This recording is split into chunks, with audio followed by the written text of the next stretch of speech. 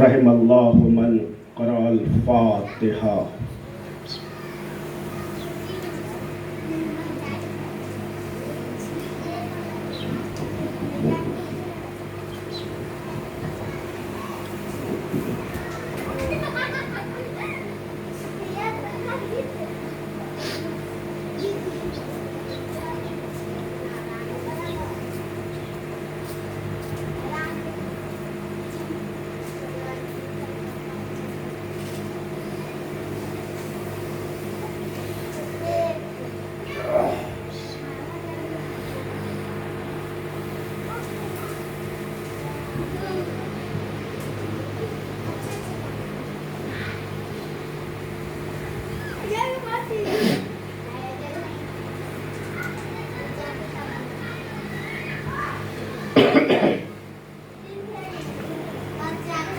لا حول ولا قوة إلا بالله العلي العظيم۔ حسبنا الله ونعم الوكيل، نعم المولى ونعم النصير۔ اعوذ باللہ من الشیطان اللعین الرجیم۔ بسم اللہ الرحمن الرحیم۔ الحمد للہ رب العالمین، الصلاۃ والسلام علی سید الانبیاء والمرسلین وخاتم النبیین الملقب بطہ ویاسین، المسدد المصطفى الامجد المحمود الاحمد بالقاسم محمد وآلہ الطیبین الطاہرین المعصومین المظلومین المنتجبین المنتخبین، ولعنۃ اللہ علی اعدائہم وقتلتہم وغاصبی حقوقہم ومنکری فضائلہم اجمعین، من لیلنا ھذا الی قیام یوم الدین۔ اما بعد فقد قال رسول اللہ صلی اللہ علیہ وآلہ وسلم، بسم اللہ الرحمن الرحیم، مثل اہل بیتی کمثل سفینۃ نوح، من رکبہا نجا ومن تخلف عنہا فغرق وہوا۔ صلوات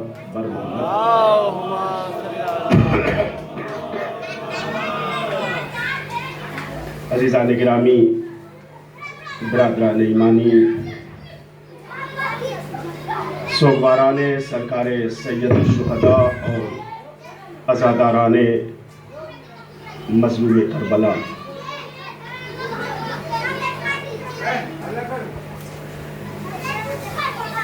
1443 ہجری کا آغاز ہوا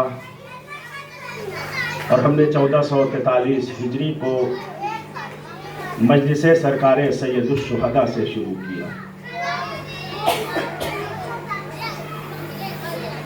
عزاخانہ ابو طالب کی یہ پہلی مجلس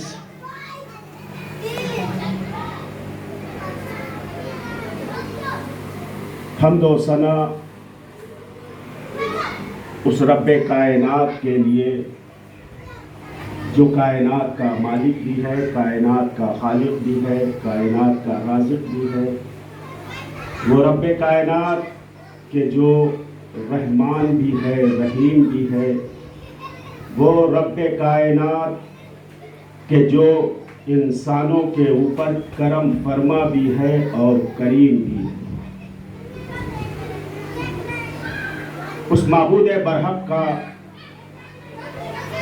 بے پناہ کرم ہے کہ جس نے ہمارے شعور کو مردہ ہونے نہیں دیا. ہمارا شعور آج بھی زندہ ہے، اور یہ زندگی کی علامت ہی تو ہے کہ جو آپ فرش عزا پر کھنچ کر آئے. یہ شعور کی بیداری نہیں تو اور کیا ہے، یہ شعور کی زندگی نہیں تو اور کیا ہے کہ آج پھر ہم اس فرش عزا پر آئے ہیں اور آ کر اسی تجدید عہد کو ادا کر رہے ہیں. یعنی فرش عزا پر ہمارا آنا یہ ایک تجدید عہد ہے. ہم نے کبھی عہد کیا تھا سرکار مظلوم کربلا کی مظلومیت پر آنسو بہائیں گے. ہم فرش عزا پر آج پھر آئے ہیں تاکہ مظلوم کربلا کی اس مظلومیت کے اوپر آنسو بہا سکیں. ارباب عزا اور ارباب فکر و نظر، شکر ہے اس پروردگار عالم کا کہ جس نے ہمیں زندگی میں ایک اور موقع عطا کیا،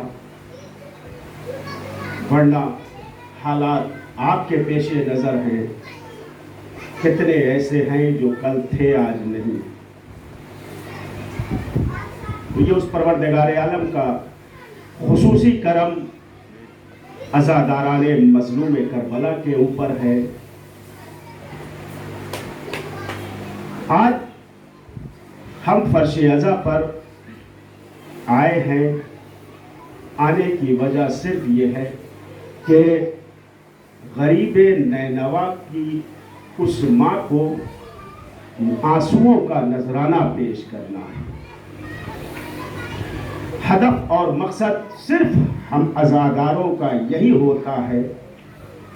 وہ تو حسین ابن علی کا بڑا کرم ہے کہ ان کے ذکر کے صدقے میں ہم کچھ اور باتیں سن لیا کرتے ہیں، ورنہ فرش عزا کا ہدف اور مقصد محض یہ ہے کہ غریب نینوا کا ماتم کیا جائے، کربلا کی زمین پر سونے والوں کو کا نوحہ پڑھا جائے، ان کی مظلومیت پر آنسو بہایا جائے. اور کرم ہے اس بی بی کا، اس دکھیا ماں کا، جس نے حسین جیسے عظیم المرتبت ذات کو اپنی آغوش میں پال کر کے زمانے والوں کے حوالے کر دیا.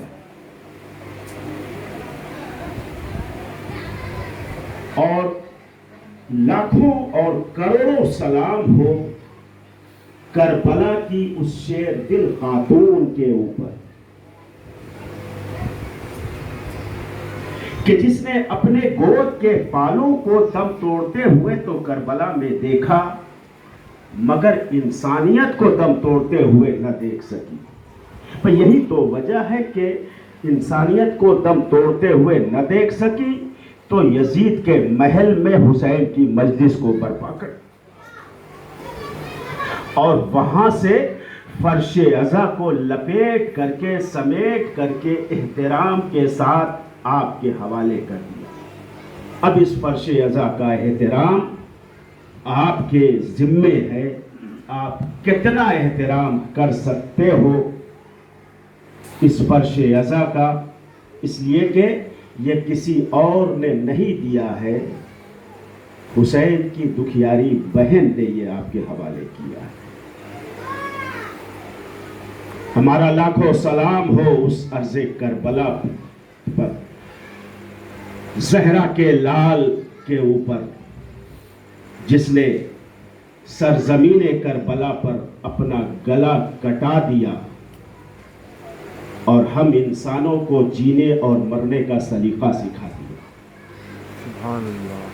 نہیں، حسین ابن علی نے صرف انسانوں کو جینے اور مرنے کا طریقہ اور سلیقہ نہیں سکھایا ہے. حسین ابن علی کے ایک سجدے نے ذات پروردگار عالم نہیں، بلکہ یوں کہوں کہ حسین ابن علی کے ایک سجدے نے وحدانیت کو، ذات وحدانیت نہیں، لفظ وحدانیت کو معراج عطا کی. واہ. میں ذات کہنے کی تو ہمت نہیں کر سکتا ہوں. وحدانیت بہرحال جب کچھ نہیں تھا، کوئی نہیں تھا تو وہ ذات تھی. لیکن لفظ توحید کو اگر معراج عطا کیا ہے کسی نے تو وہ ایک سجدہ حسین ابن علی کا تھا جو عصر عاشور ادا کیا. اللہم صلی علی محمد کہ جس ایک سجدے سے جتنی شعائیں نکلی ہیں کربلا کے میدان سے، اس نے انسانیت کے دل و دماغ کو اتنا روشن کر دیا ہے کہ اب اس کے بعد کوئی اللہ کا انکار کرنے والا پھر پیدا نہیں ہوا. یہ ایک سجدے کا کمال تھا. اور میں نے اس سے پہلے کی مجلس میں 4 مصرع آپ کی خدمت میں نظر کیا تھا. میں چاہتا ہوں کہ اسے دہرا دوں اور اس تمہید، یہ جو ابھی میں نے تمہیدی گفتگو آپ کی خدمت میں پیش کی ہے، 2 مصرع میں نے روک رکھا تھا اس دن کی مجلس میں آج ہی کے دن کے لیے.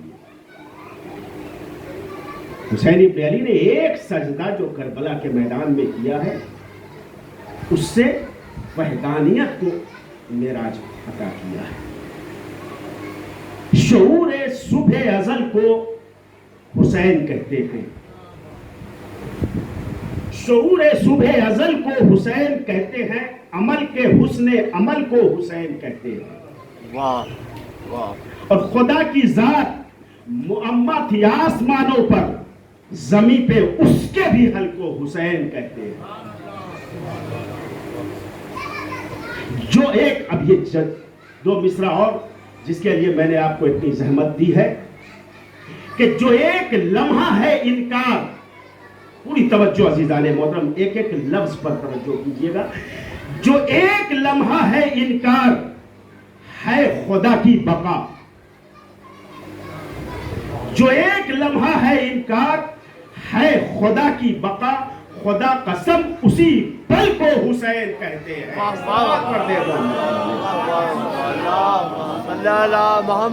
جو ایک لمحہ ہے انکار ہے خدا کی بقا. خدا قسم اسی پل کو جس پل میں حسین نے یزید کی بیعت سے انکار کیا ہے، وہی بقائے خدا ہے. ایک لمحہ جو انکار ہے خدا کی بقا. خدا قسم اسی پل کو حسین کہتے ہیں. اب بھی دنیا کو سمجھ میں نہیں آئی یہ بات. پروردگار عالم اگر اب یہ اعلان کرے فتبارک اللہ احسن الخالقین، کتنا بابرکت ہے اور کتنا بلند ہے وہ معبود. آواز قدرت آ رہی ہے، اے ساکنان کائنات، کیا اب بھی میں یہ کہنے کا حق نہیں رکھتا ہوں کہ مجھ جیسا کون ہے؟ اب تو مجھے حق حاصل ہو گیا کہ مجھ جیسا کون ہے، اس لیے کہ میں نے حسین کو خلق کیا ہے. صلوات پڑھ دے محمد اور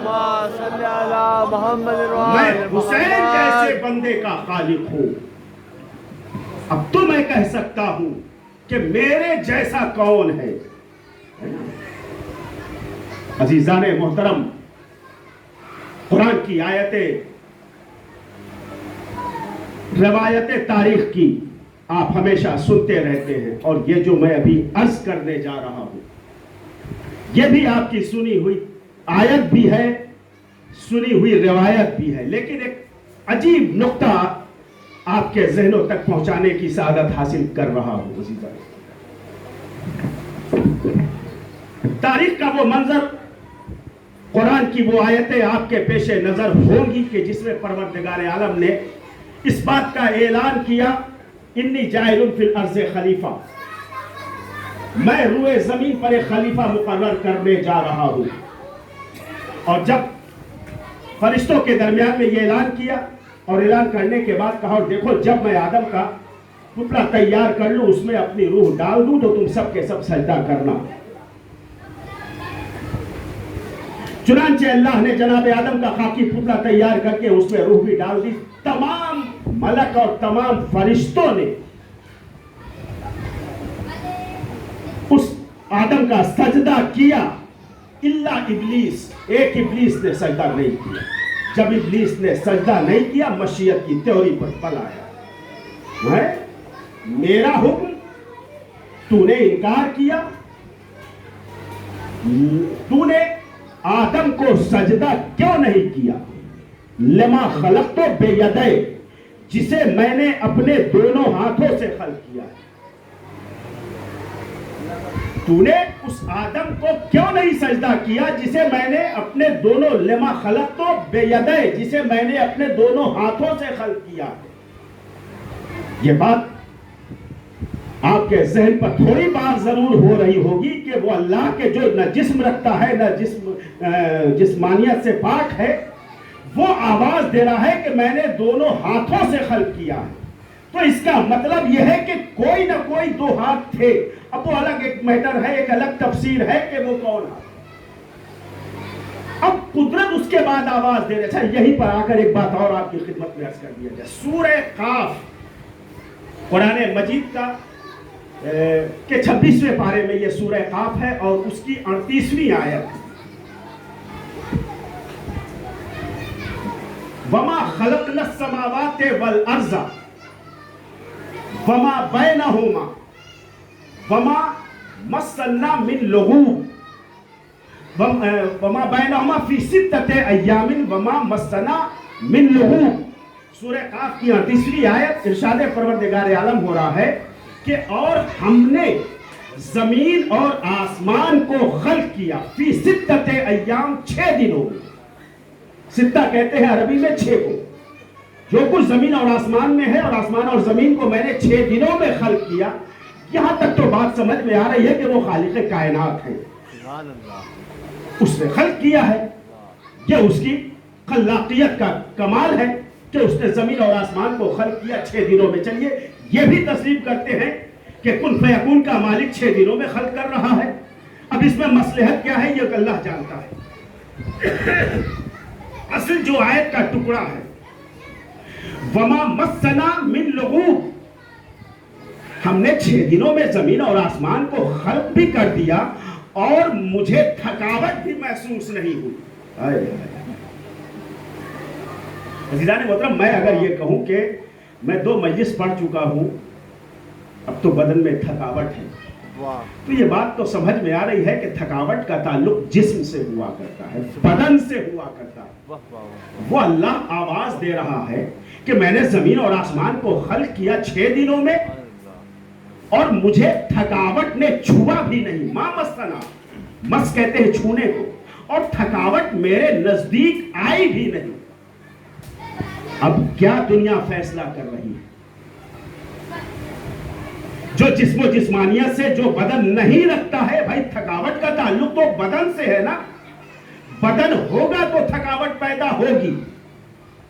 अल्लाह कह रहा है कि और थकावट ने मुझे मस भी नहीं किया, तो मानना पड़ेगा।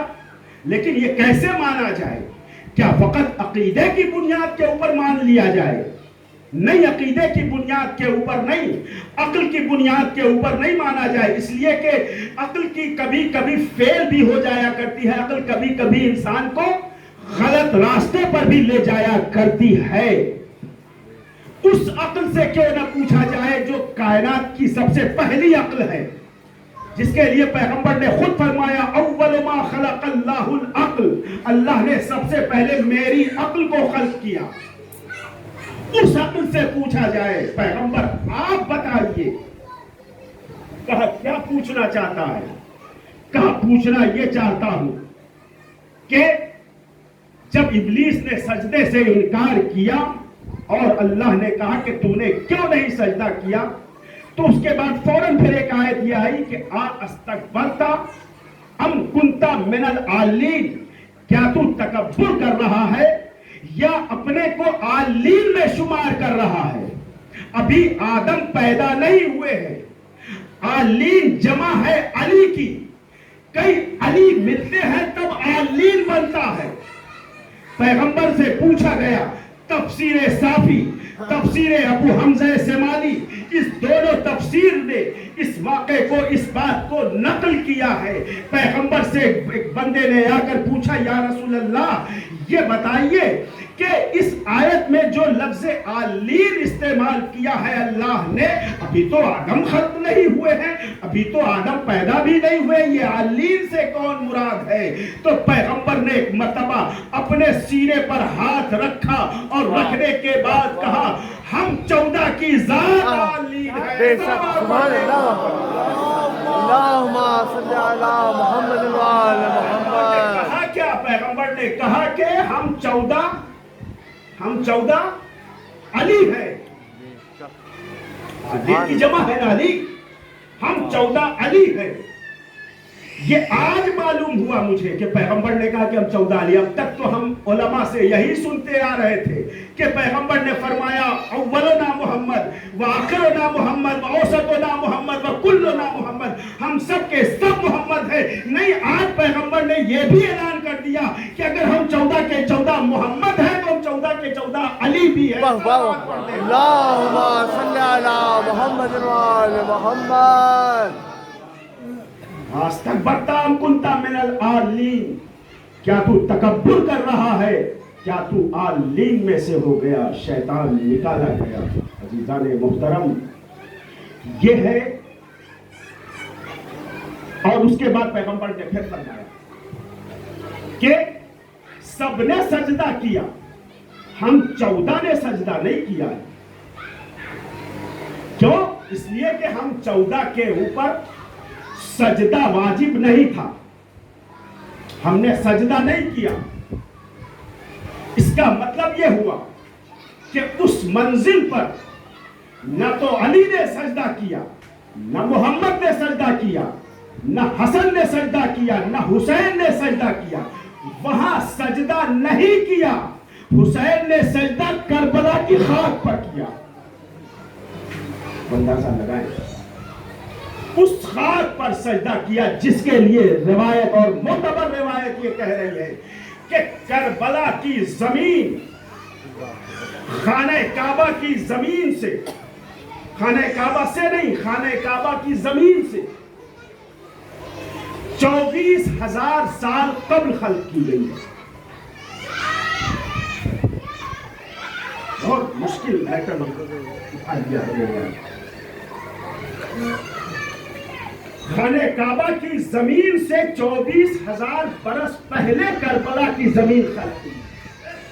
کیلکولیشن کرنے والوں نے کیلکولیٹ کر کے اس نتیجے کو بھی دے دیا کہ خانہ کعبہ کی زمین سے 24,000 سال پہلے تو کائنات میں کچھ تھا ہی نہیں، نہ آسمان تھا نہ زمین، نہ آسمان تھا نہ زمین تھی۔ آسمان نہیں تھا مگر کربلا کی زمین تھی، چونکہ معصوم نے کہہ دیا۔ زمین نہیں تھی مگر کربلا کی زمین تھی، جنت نہیں تھی مگر کربلا کی زمین تھی، انسان و ملک نہیں تھے، چرند و پرند نہیں تھے مگر کربلا کی زمین تھی۔ میں علماء سے پوچھنا چاہتا ہوں، علماء آپ بتائیں کہ جب زمین اور آسمان نہیں تھا تو یہ کربلا کی زمین تھی کہاں؟ واہ واہ، یہ کربلا کی زمین کہاں تھی؟ کہا جب زمین اور آسمان نہیں تھا تو لامکان تو تھا۔ جب زمین اور آسمان نہیں تھا، کچھ بھی نہیں تھا، پھر بھی لامکان کی ذات تو تھی، واجب الوجود تو تھا، وحدہ لا شریک تو تھا، وہ خالق و مالک تو تھا، وہ کائنات کا رازق تو تھا۔ تو کربلا کی زمین اس وقت بھی تھی۔ اس کا مطلب یہ ہوا کہ حسین ابن علی کا ایک سجدہ سر زمین کربلا کے اوپر اس وقت جب کائنات میں کچھ بھی نہیں تھا تو یہ زمین موجود تھی، کہاں تھی؟ وہی تھی کہ جہاں لامکان تھا۔ کربلا کی زمین، آپ عظمت کربلا کو سمجھے، کربلا کی زمین وہی تھی کہ جہاں لامکان تھا۔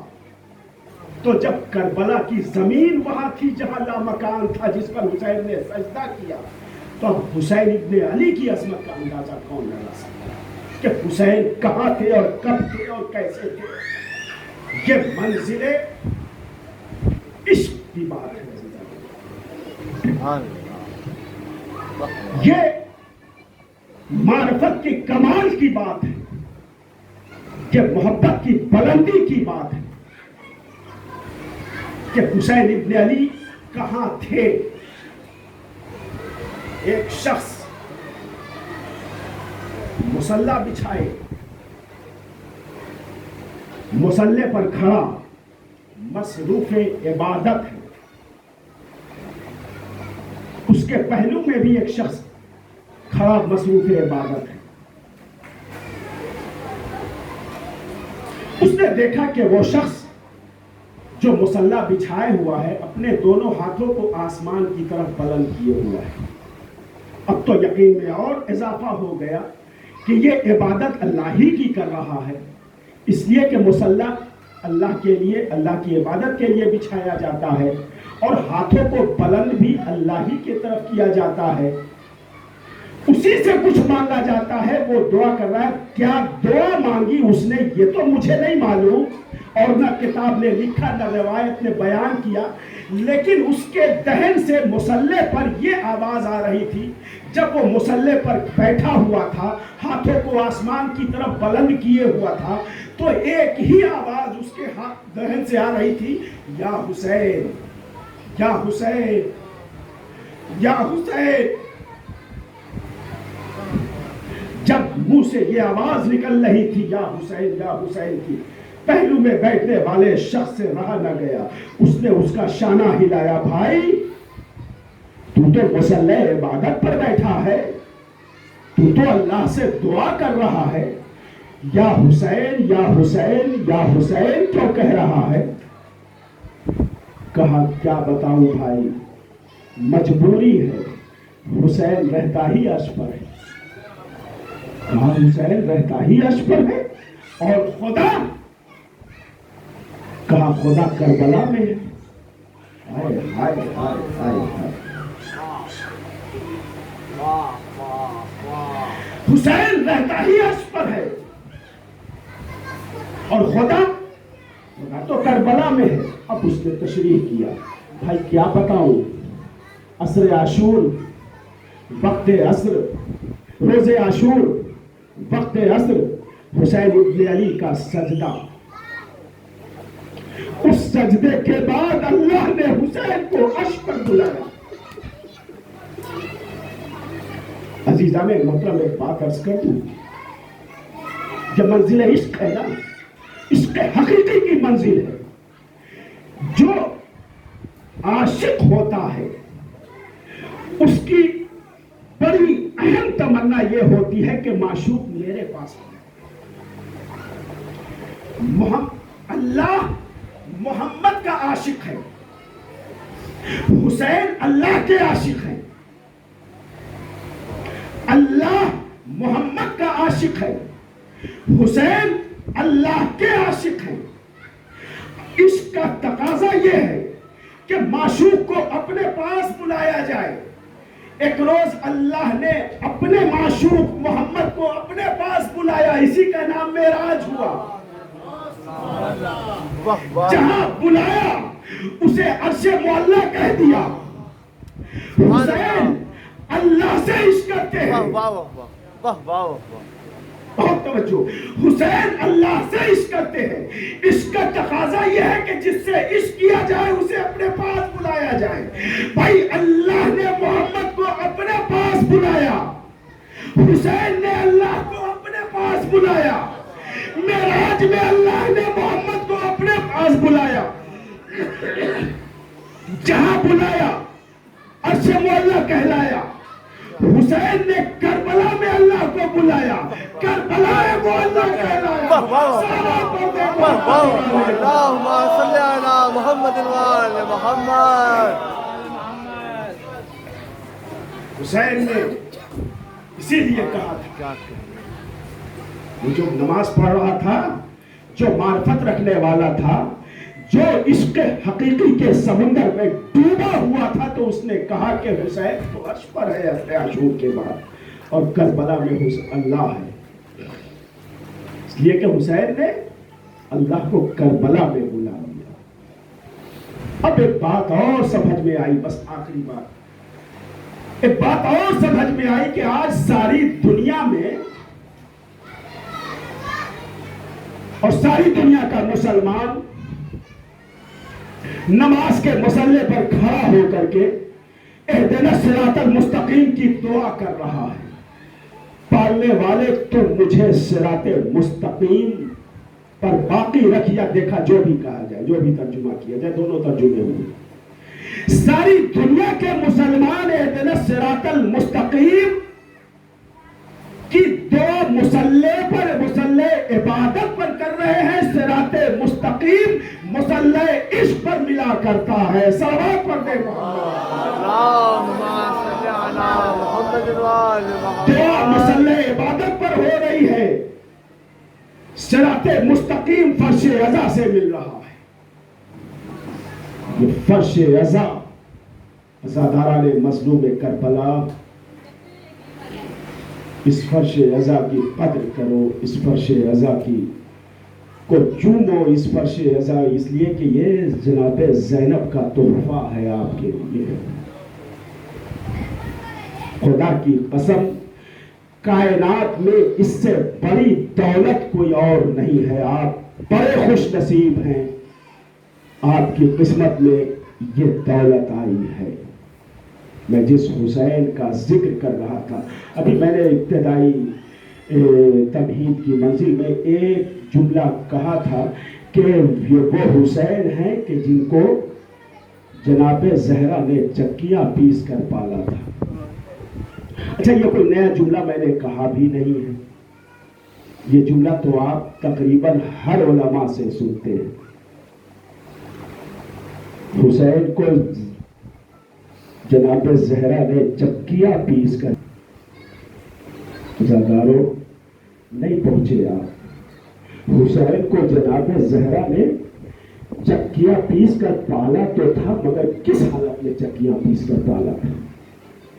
روایت کہتی ہے کہ بعد وفات رسول بی بی شہزادی مادر جناب امام حسین 95 دنوں تک، اور اس 95 دنوں تک بی بی نے، زندگی کے آخری دن تک بی بی نے چکیاں پیس کر حسین کو پالا ہے.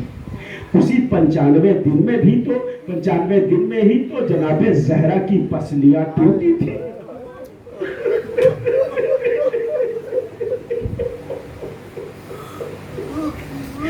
راوی کہتا ہے کہ جناب زہرا نے چکیاں پیس کر پالا ہے، مگر کیسے پیسا؟ ایک ہاتھ پسلی پاتا اور ایک ہاتھ سے چکیاں پیس.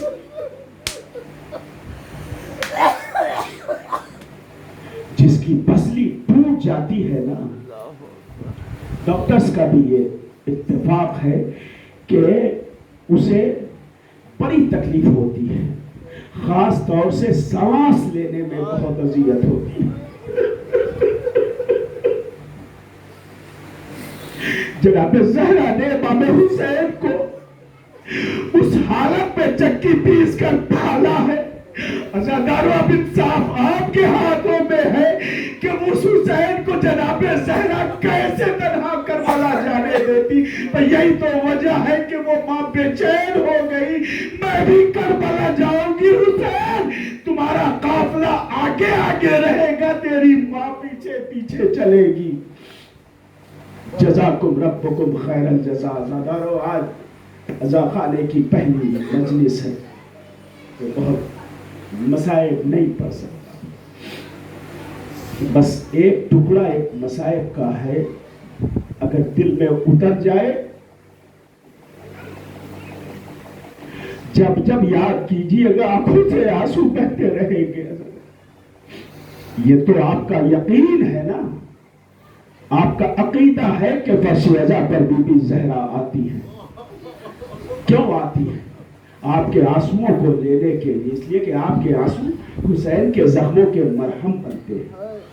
یہ میں نہیں کہہ رہا ہوں، معصوم سے روایت ہے. یہ عزاداروں کے آنسو جناب زہرا اپنے رومال میں لے کر اللہ اکبر اپنے مقدر پر جتنا ناز کرو تمہارے آنسوؤں کو زہرا اپنے رومال میں جگہ دیتی ہے. حسین کے زخموں کا مرہم بنتا ہے، بی بی لے کر جاتی ہے. عزاداروں، کربلا میں ایک بزرگ عالم دین جو اکثر کربلا معلی زیارت امام حسین کو جایا کرتے تھے، حسب معمول ایک مرتبہ وہ بزرگ عالم دین کربلا معلی گئے. محرم کے دن آ چکے تھے. مجلس پڑھا انہوں نے کربلا معلی میں ذریعہ امام حسین کے پاس. روتے روتے ایک مرتبہ آنکھ لگ گئی. اب جو آنکھ لگی تو اس عالم دین، اس بزرگ عالم کی نے خواب میں دیکھا کہ سرکار سید الشہداء سامنے کھڑے ہیں، مگر عالم یہ ہے کہ پورا جسم لہو لہان ہے، جس میں کوئی جگہ باقی نہیں ہے جہاں پہ زخم کا نشان نہ ہو، خون رس رہے ہیں. دونوں ہاتھوں کو جوڑ کر اس عالم دین نے ایک مرتبہ آقا کی خدمت میں عرض کیا، آقا یہ آپ کے جسم پر اتنے نشان، یہ زخم کیسے ہے؟ کہا تو نے کربلا کو یاد نہیں کیا، تو نے کربلا کو نہیں دیکھا؟ ارے اسی کربلا میں 1900 زخم میرے جسم پر لگے تھے. وہ عالم دین روتے روتے خش کھا کر گر گئے، بیدار ہوئے. دوسرا دن آیا. جب دوسرا دن آیا پھر حسب معمول رات کا وقت ہوا. اس عالم دین نے مجلس پڑھی. مجلس پڑھتے پڑھتے روتے روتے پھر وہیں پر آگ لگ گئی. اب جو آگ لگی تو پھر خواب میں دیکھا کہ سرکار تشریف لائے، لیکن آج انداز بدلا ہوا ہے. کل جو انہوں نے دیکھا تھا کہ جسم پر زخموں کے نشان تھے، آج جسم پر زخموں کے نشان تو نہیں ہے. ہاں، 2 زخم ایسے ہیں کہ جس سے اب بھی خون رس رہا ہے. تو دونوں ہاتھوں کو جوڑ کر قدموں پر سر رکھا. آقا کل میں نے آپ کو دیکھا تھا، آپ کے جسم سے جسم لہو لہان تھا، جسم پر زخموں کے نشان تھے. آقا وہ نشان کیا ہو گئے؟ یہ 2 زخم کیسے ہیں؟ ایک مرتبہ حسین نے کہا، ارے کل رات مجلس عزا برپا تھی، میری ماں فاطمہ گئی تھی، عزاداروں کے آنکھوں کے آنسو، ارے ان آنسوؤں نے میرے زخم کو منتمل کر دیا. عالم دین نے پوچھا، آقا یہ 2 زخم کون سے ہیں جو اب تک نہ منتمل ہو سکے؟ کہا بھائی یہ نہ پوچھو، ارے ایک زخم تو علی اکبر کی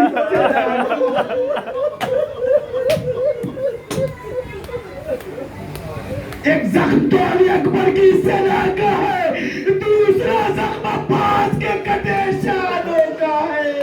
ارے یہ زخم منتقل نہیں ہو سکتا. میں روز محشر اسی حالت میں پیش پروردگار عالم جاؤں گا. مالک انصاف تیرے ہاتھ ہے، میرے اکبر نے کیا بگاڑا تھا، میرے عباس کی خطا کیا تھی.